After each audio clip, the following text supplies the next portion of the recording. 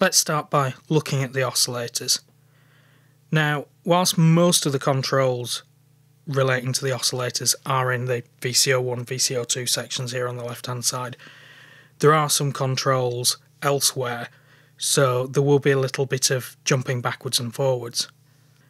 One of the control features of the oscillators on the Odyssey is a bit of a double-edged sword, and that is the use of sliders to control the pitch of the oscillator. And these sliders here for VCO2, you've got the coarse tune and the fine tune. Now, the great thing about having sliders is that you have really wide range of control over the pitch of the oscillators.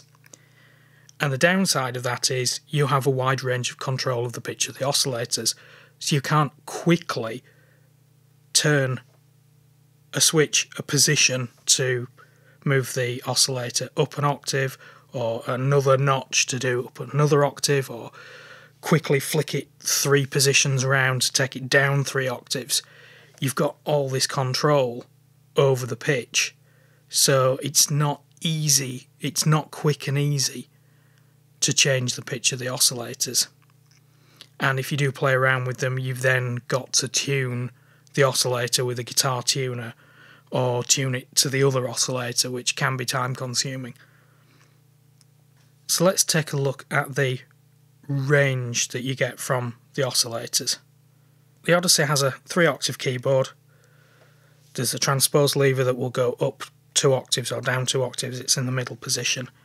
So let's play the bottom C and the top C.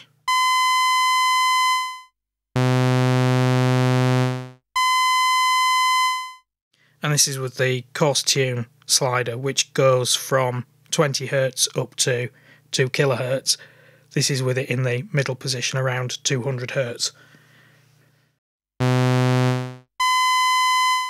So flip it up 2 octaves. Down as far as it'll go.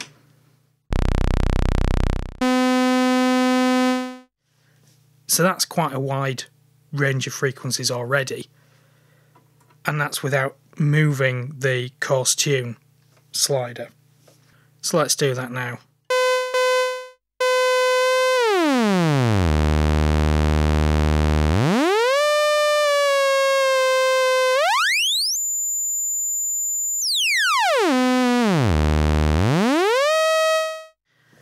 So there's a very wide range of pitches available using the coarse frequency control as well.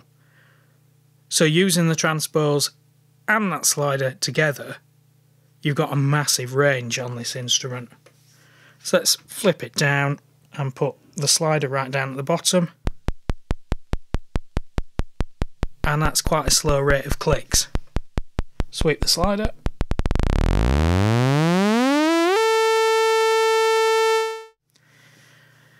And then let's do the opposite extreme. Flip the transpose up, play the top C, and I can hear just a little bit of noise up there. Sweep the frequency down.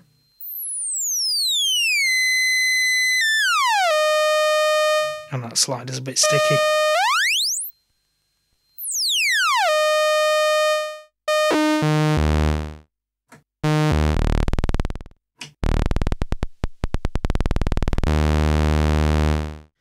So yeah, it can cover a really wide range.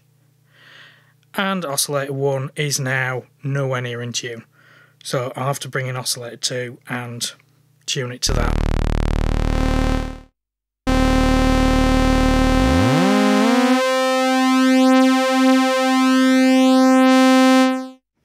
And of course what I haven't shown is the amount that the fine tune affects the frequency. So from the middle, as far down as it'll go, far up. So between the two you can pretty accurately tune this.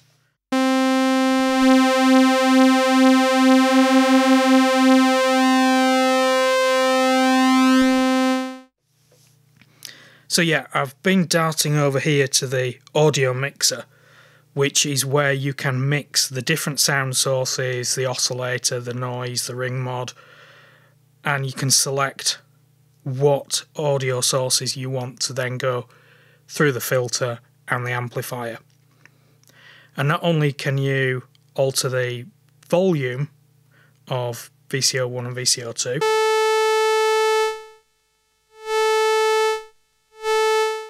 it's here in the mixer that you also choose the waveform of the oscillator. So both oscillators are capable of sawtooth waves or square waves or actually pulse waves.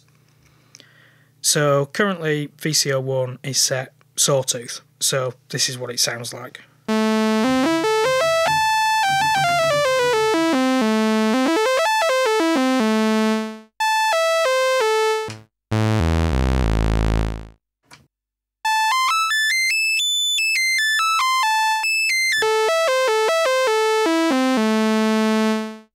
And this is the square wave.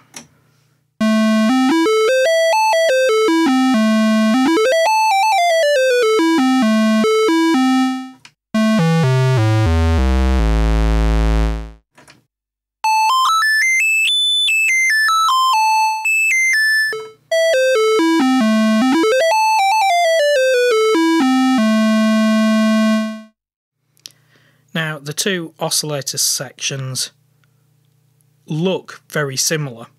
They've both got coarse and fine frequency control.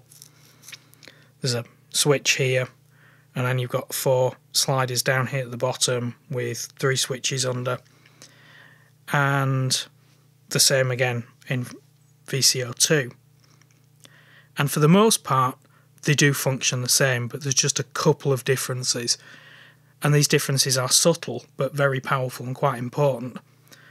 And that's the thing with the Odyssey. The more you look at it, the more you realise that, yes, it is really quite limited in what it can do, and was still pretty expensive back in the day. Yes, it is quite limited, but an awful lot of thought has gone into it, and there's neat little things like the differences between VCO1 and VCO2, and these subtle differences have been carefully thought through, and they give it more functionality and they make it more powerful as a result. So yeah, down at the bottom of the oscillator sections, there's these 4 sliders. The left-hand 2 are marked FM. They allow you to modulate the frequency of the oscillator. And then the right-hand pair are marked pulse width. And the left-hand one of those 2 is marked width, and the other one's marked mod. These allow you to control the width of the pulse when you have it set to square wave. So at its minimum, it's marked here 50%, so that is a square wave. And then when you go up to the top where it's marked minimum, that's minimum pulse width. So let's hear that.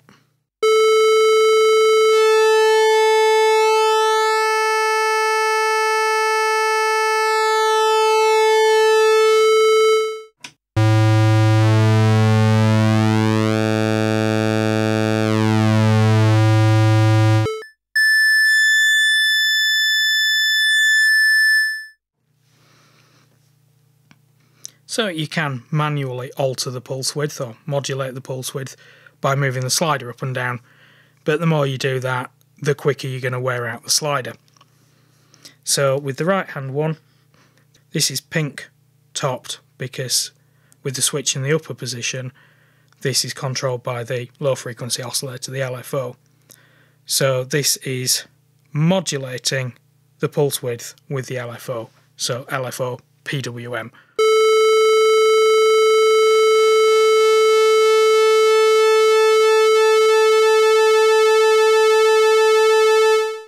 So the further up you push the slider, the greater the depth of control that the LFO has over the pulse width. And we can vary the LFO frequency to get faster PWM.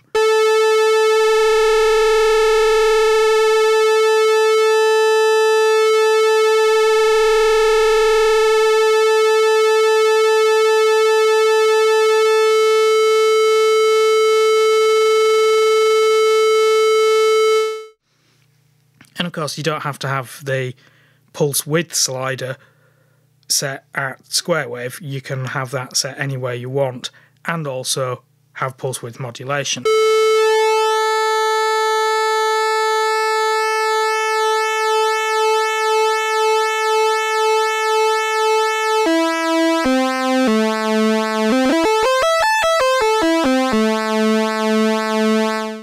Let's bring in oscillator 2, also on square wave.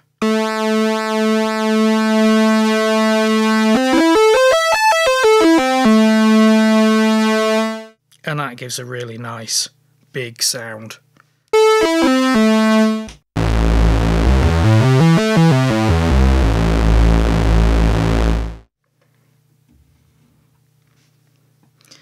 Now, you'll notice here that this pulse width modulation slider has a switch under it, and we've had it in the upper position, that's LFO, pulse width modulation.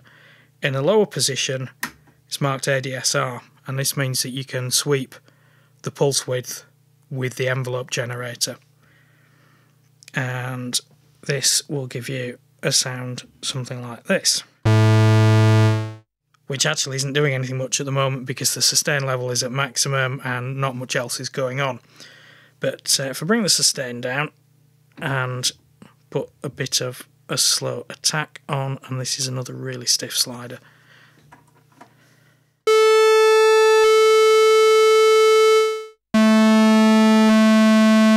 Now you can probably hear quite a marked change there, and that's because the attack is slowly changing the pulse width, and then it suddenly changes because the sustain level is at minimum. So let's put a bit of decay on so you get a smoother transition.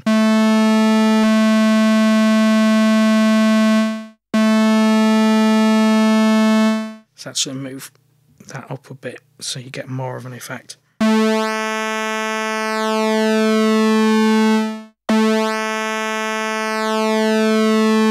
So there you can hear the envelope sweeping the pulse width.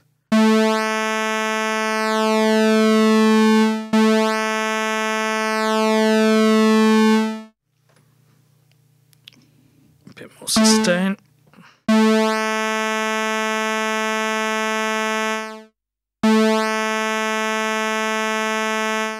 And then it just quickly changes at the end because I've got the release slider up a little bit. So again, that's really nice control. Bring in the other oscillator.